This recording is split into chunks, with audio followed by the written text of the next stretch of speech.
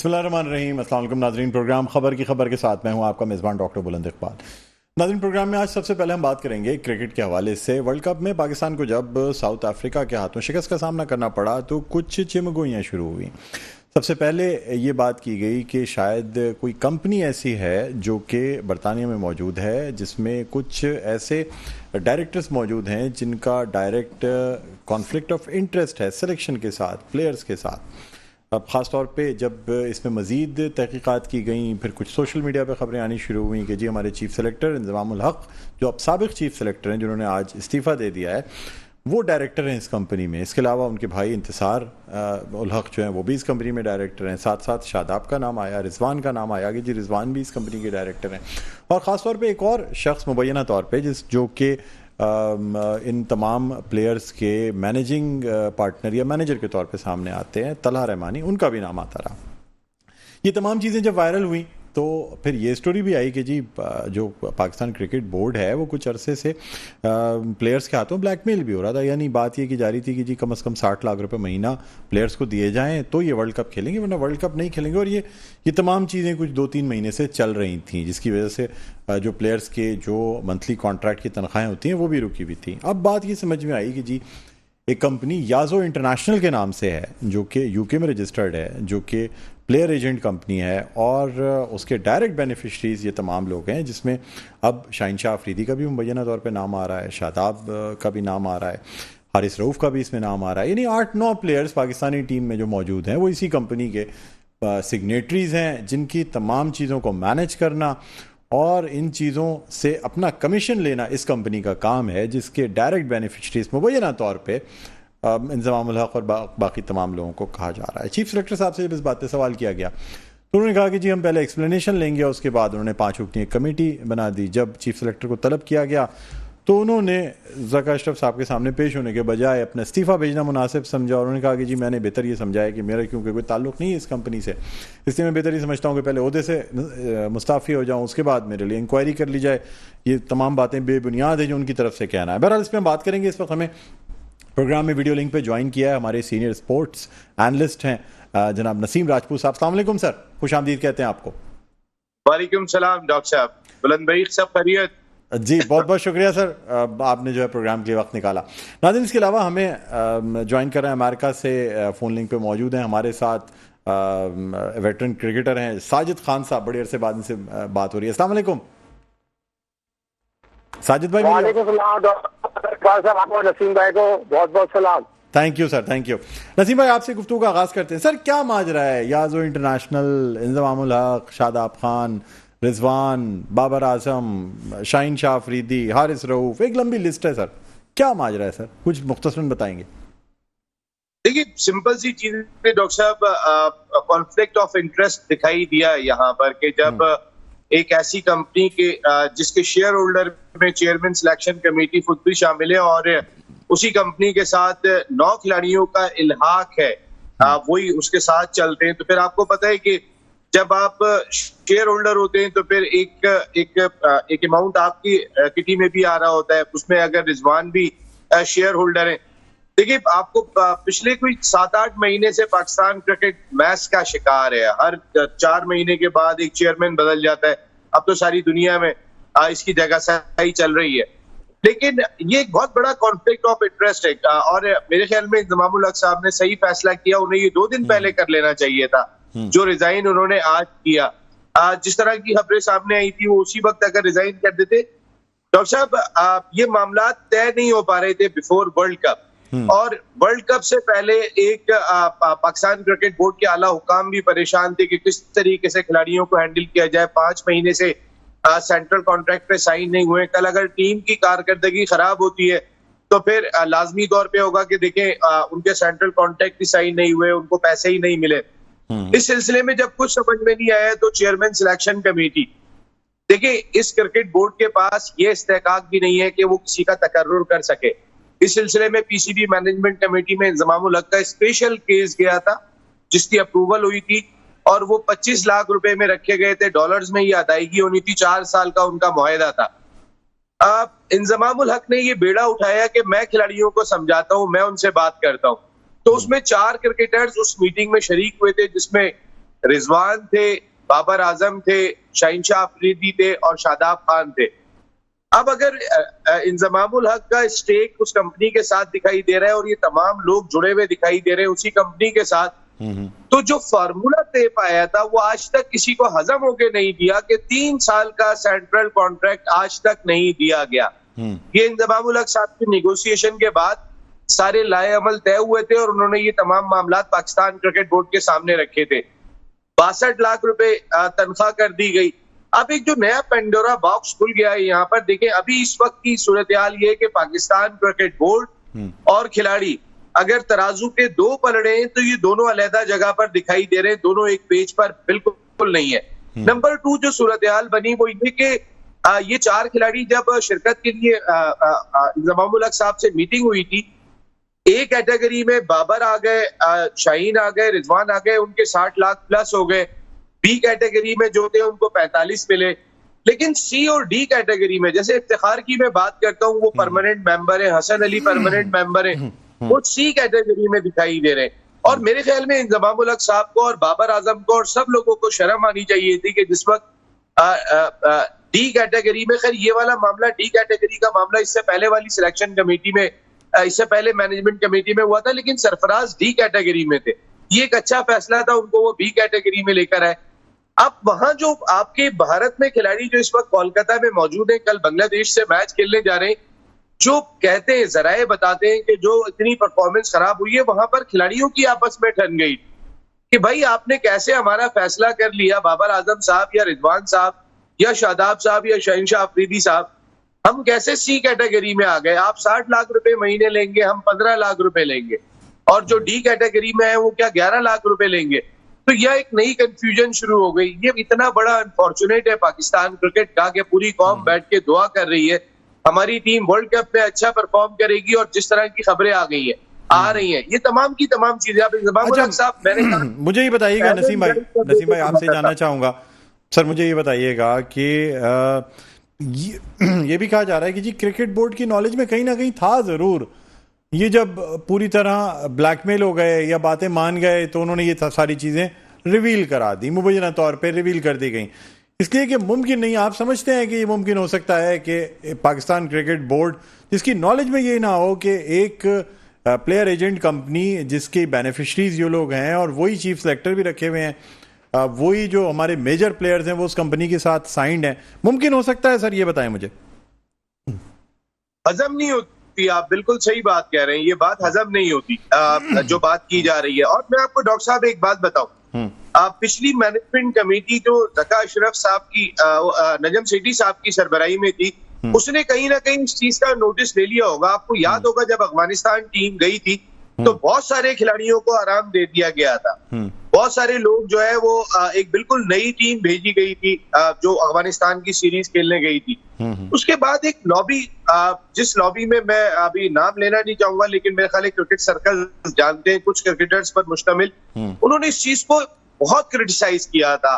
हालांकि वो एक सबको पता था कि पाकिस्तान टीम में एक ग्रुप बन गया है और वो ग्रुप इधर उधर किसी को भी होने नहीं दे रहा। इवन कि आप देखें कि एशिया कप की खराब परफॉर्मेंस के बावजूद वही ग्रुप उन्हीं खिलाड़ियों को ले जाने में कामयाब हुआ। शादाब की परफॉर्मेंस क्या थी, फखर की परफॉर्मेंस क्या थी, लेकिन वो ग्रुप ले जाने में कामयाब हो गया। लेकिन ये बात बिल्कुल ठीक है, ये हजम नहीं होती कि ये पाकिस्तान क्रिकेट बोर्ड नहीं जानता था। देखिए पाकिस्तान क्रिकेट बोर्ड के दरो दीवार में कोई खबर नहीं छुपती है, आज तक ऐसा नहीं हुआ। अब आप अंदाजा करें कि एक चैनल के ऊपर बाबर आजम और सीओओ सलमान नसीर की जो प्राइवेट चैट थी वो भी दिखा दी गई, जिसमें वो ये बात कह रहे हैं कि मैंने जका अशरफ साहब से राब्ता नहीं किया। कहने का मकसद है अब आप पाकिस्तान क्रिकेट कजाफी स्टेडियम लाहौर, मुझे ऐसा लग रहा है नेशनल स्टेडियम, नेशनल असेंबली बना हुआ है। सियासी चीजें, सियासत ही सियासत दिखाई दे रही है। बाकायदा स्क्रीनशॉट दिखाए गए हैं, टीवी प्रोग्राम में दिखाए गए हैं, बाकायदा बताया गया है। लाहौर में दिखाई दे रही है। पहले ये बातें लीक हुई थी कि वो जका अशरफ साहब को कॉल करते रहे हैं बाबर आजम, लेकिन उनकी कॉल्स नहीं पिक की चेयरमैन पीसीबी ने।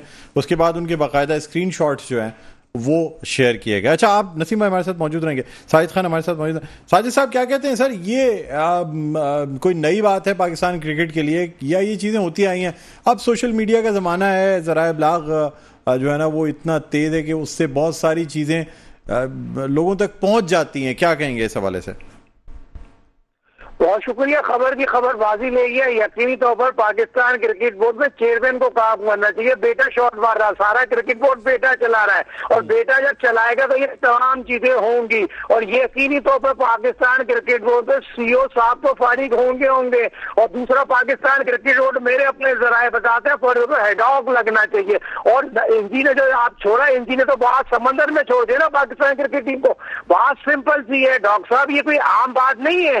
ये पाकिस्तान की आवाम के साथ खेला गया, पाकिस्तान के क्रिकेट लवर के साथ खेला गया।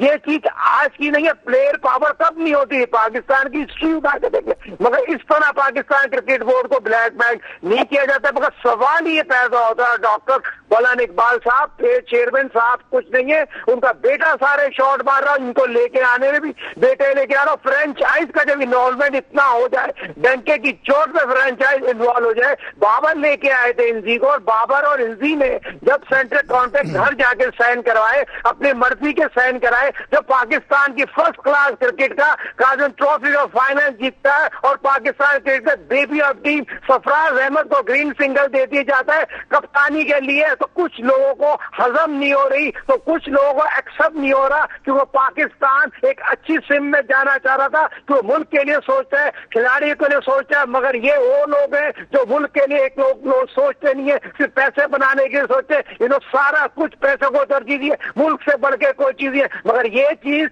मेरे हिसाब से इन सब को हटा देना चाहिए। इनके कोई कारकर्दगी नहीं है। वर्ल्ड कप में मिसाली तौर पर इन्होंने कुर्बानी का बकरा बना दिया, पाकिस्तान के जज्बातों के साथ खेल लिया। जिस तरह पाकिस्तान क्रिकेट में कोई तैयारी नहीं की थी एशिया कप से लेकर वर्ल्ड कप तक, और पाकिस्तान क्रिकेट बोर्ड ने किसने एनओसी दी? नजम सेठी चिड़िया वाला बाबा ने एनओसी दी, एनओसी दी। सवाल ये पैदा होता है एनओसी क्यों दी? प्राइवेट लीग खेलने क्यों गए? पैसे कमाने क्यों गए? और जबकि इनको पता था पाकिस्तान क्रिकेट बोर्ड को नसीम शाह अनफिट है, 30 लाख को रो रहे थे, और डॉक्टर जो सिफारिशी तौर पर आएंगे, और नसीम शाह की अनफिट होने की वजह से पाकिस्तान क्रिकेट बोर्ड के डॉक्टर पैनल है उनको सैक होना चाहिए। पाकिस्तान क्रिकेट टीम में लाइकिंग सैकिंग तो है, मगर ये जो अपने इंजी भाग दिया था, इंतजार अलग इस कंपनी के करता है। तो बात सिर्फ ये हो रही थी, रिजवान हुआ, इंजी हुआ, तमाम उन लोगों को हटा देनी चाहिए फौरी तौर पर। इस तरह नहीं होना चाहिए। आप पाकिस्तान की अवाम के साथ खेलें, और टैलेंट पाकिस्तान में कमी नहीं है, प्लेयर आते हैं जाते हैं,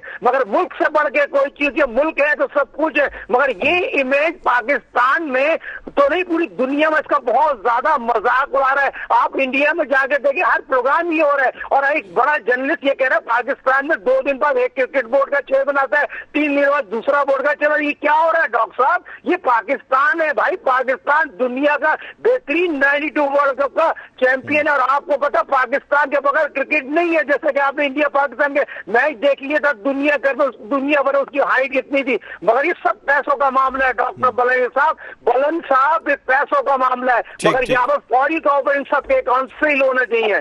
ठीक, नसीम भाई आप क्या कहते हैं? सर, इंजमाम ने तो साफ तौर से इनकार कर दिया इन इल्जामात के हवाले से। उन्होंने कहा मैं इसमें बिल्कुल मुलविस नहीं हूँ, और मैंने बेहतर ये समझा कि तहकीकात अगर होनी हो तो सबसे पहले मैं एक तरफ हो जाऊं, एक साइड हो जाऊं, इस्तीफा दे दूं, उसके बाद 5 रुकनी कमेटी बनाई गई, तहकीकात करें। क्या समझते हैं सर आप? मतलब इतनी बारिश शख्सियत है, इतना मतलब एक इतने अरसे उन्होंने पाकिस्तान की साबिक कप्तान है, अच्छी पोजीशन पे होते, आप समझते हैं अगर इन्वॉल्व थे तो जी? डॉक्टर साहब देखिए, इंजमामुल हक एज ए प्लेयर तो किसी को कोई इनकार ही नहीं है। ट्रू मैच विनर थे वो इस मुल्क के। वो के पहले वर्ल्ड कप के बाद उनकी कारकर्दगी भी कोई बहुत अच्छी वर्ल्ड कप में नहीं रही। अगर आप जितने भी वर्ल्ड कप उठा के देखेंगे वो बहुत मैच विनर थे, लेकिन वर्ल्ड कप में इतनी उनकी परफॉर्मेंस, जो पहला 92 वो खेले थे वैसा कोई दूसरा वर्ल्ड कप नहीं खेले। मैं बात ये कर रहा हूँ कि इंजमामुल हक साहब का इस टाइम पे रेजिग्नेशन के जब 3 मैच पाकिस्तान क्रिकेट टीम के बाकी हैं, ऑलरेडी इंडिया के मीडिया में जितनी हमारी जगहसाई होती रही है।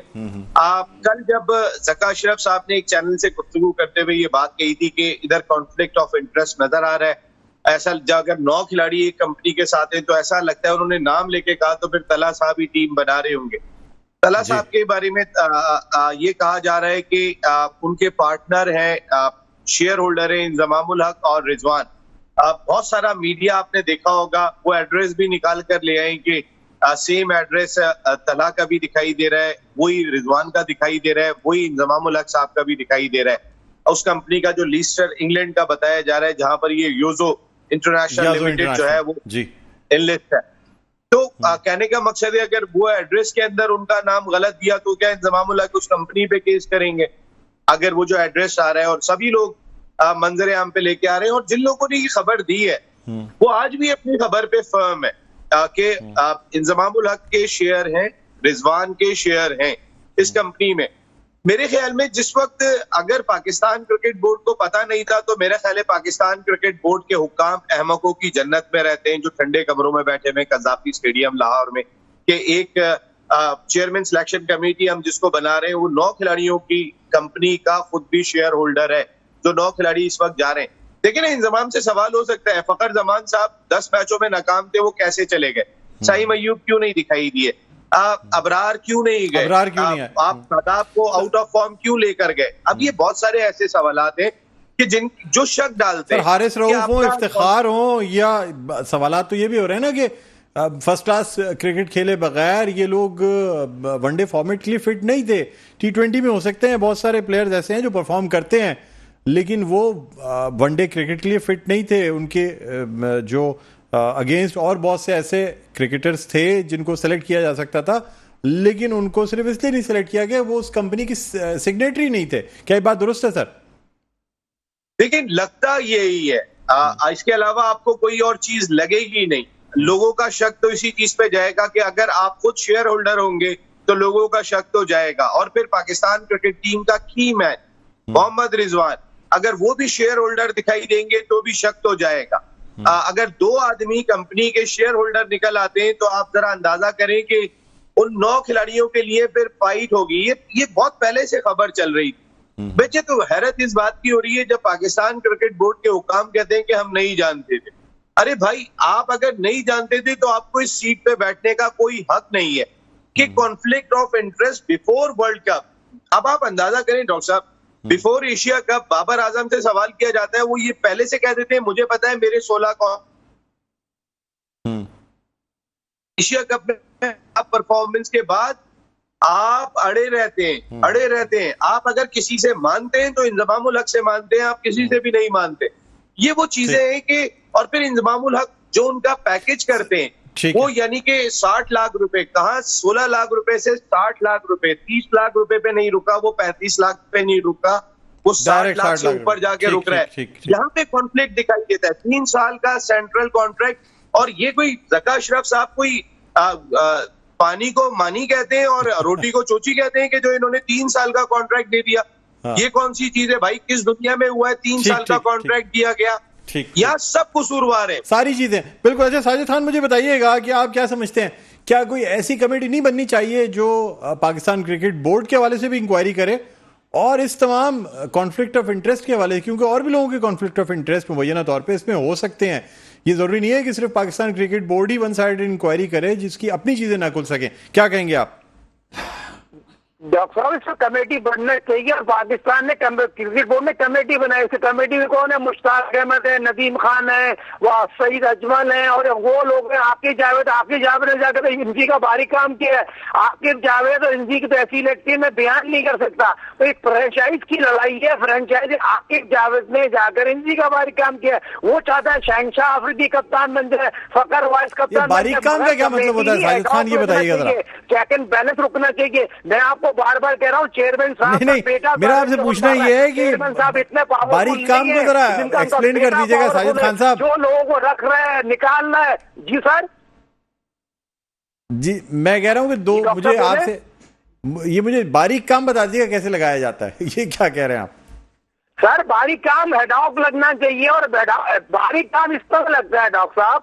देखिए, इंजी और आकिब की बनती नहीं है, किसी हाल में बनती नहीं है। और मुल्तान और लाहौर कलंदर का जो आकिब जावेद है, पेशावर जर्मी के इंजी है। जिस तरह बाबर का अब्बा बेटे का ताल्लुक है इंजी का उनका, और इमामुल हक उनका नाकब उसकी कप्तानी खा गया। ये तमाम चीजें मामला कप्तानी के ख्वाब देख रहा है। सवाल ये पैदा हो रहा है, इससे तो आपने मुल्की क्रिकेट के साथ खिलाड़ी खेल लिया, खिलाड़ियों के साथ खेल लिया, टैलेंट की कमी नहीं है। जैसे नसीम भाई बात कर रहे हैं, आप मुझे बताइए, एक मिनट रुक जाइए, सरफराज अहमद 15 में था क्या? हारिस 15 में डिजर्व करता है? आप मुझे बताइए, हारिस से 5 20 भी नहीं खेले, 5 ओडीआई खेले, खुल्ला रिजवान की बदमाशी है, उसको लेके गया डंके की चोट से। फिर आप नंबर 4 पे खेलने पाकिस्तान के लिए रीढ़ की हड्डी है, फिर सारे टेम्पो आप खराब कर देते हैं, फिर अपनी मर्जी का सिलेक्शन कराते हैं। ये कहाँ का इंसाफ है मेरे भाई? फिर आप पाकिस्तान क्रिकेट बोर्ड के लोगों को यही एक्सेप्ट नहीं हो रहा। हमने अगर शान मसूद को एक लॉबी टिका रही है, शान मसूद कप्तान बन जाए, भाई शान मसूद अगर वाइस कप्तान बनेगा ज्यादा बेहतर होगा। आप सरफराज को कप्तान बनाइए, मगर कुछ लोगों ने उस चीज को एक्सेप्ट नहीं किया जो पीसीबी के चेयरमैन साहब ने चले ठीक है से मिला बात की। ठीक है साजिद भाई, ठीक। नसीम भाई बस मुझे शॉर्ट कमेंट दे दीजिएगा, क्या मुस्तकबिल देख रहे हैं सर? क्या ये 9 के 9 खिलाड़ी फारिग होंगे? क्या समझते हैं, क्या फिर हल क्या निकलेगा सर? क्या बल्कि आप ये समझते हैं कि क्या वर्ल्ड कप से पहले या एशिया कप से पहले ही सबको फारिग कर देना चाहिए था, अगर ये इन्वॉल्वमेंट का अंदाजा हो गया था पाकिस्तान क्रिकेट बोर्ड को? तो वो तो कह रहे हैं हमें इन्वॉल्वमेंट का अंदाजा नहीं था, इसी वजह से हमने तहकीकाती कमेटी बनाई है। फिलहाल तो देखिए, जो कुछ वर्ल्ड कप में होना था तकरीबन हो चुका, एशिया कप में होना था वो हो चुका, लेकिन एशिया कप और वर्ल्ड कप की इस परफॉर्मेंस को बेस बनाकर एक हाई प्रोफाइल इंक्वायरी होनी चाहिए कि और फिर कॉन्फ्लिक्ट ऑफ इंटरेस्ट इतना बड़ा ना हो कि एक शख्स आपके 9 खिलाड़ियों को मैनेज कर रहा हो। इसमें थोड़ा कर्टेल करें, कोई भी शख्स 2 से ज्यादा मैनेज नहीं कर सकता, और इसकी तहकीकात होनी चाहिए। अगर इंजमाम उल हक साहब और रिजवान उस कंपनी का हिस्सा है तो पाकिस्तान के आला हुकाम को इस चीज को जरूर नोटिस लेना चाहिए कि इतनी बड़ी खराब परफॉर्मेंस जो हुई है। सर ये भी सवाल पैदा होता है कि ये पैसे उनको दिए जाएंगे या रोक लिए जाएंगे, जो 5 महीने के पैसे हैं, अगर साबित हो जाती हैं चीजें तो? नहीं, मेरे ख्याल है उनको सेंट्रल कॉन्ट्रैक्ट तो दे दिए गए, इस वक्त वो लोग भी पढ़ रहे हैं। देखिए, बड़ा कंफ्यूजन है, अजीब सा मैच है, लाहौर से लेके कोलकाता तक इतना मैच है। तो क्या ये जानते बूझते हुए भी 62 लाख के हिसाब से पैसे दिए जाएंगे अगर ये चीजें साबित हो जाती है? अगर दिए जाएंगे तो चंद महीनों के दिए जाएंगे और उसके बाद फिर दोबारा नेगोशिएशन होगी। ठीक है, चलिए, बहुत बहुत शुक्रिया नसीम भाई, आपने प्रोग्राम के वक्त निकाला। साजिद खान साहब, आपका बहुत बहुत शुक्रिया। नाज़रीन, यहाँ प्रोग्राम में एक वक्फा लेने चाहिए, वक्फे के बाद दोबारा भी खिदमत में हाजिर होते हैं। देखते रहिए प्रोग्राम खबर की खबर।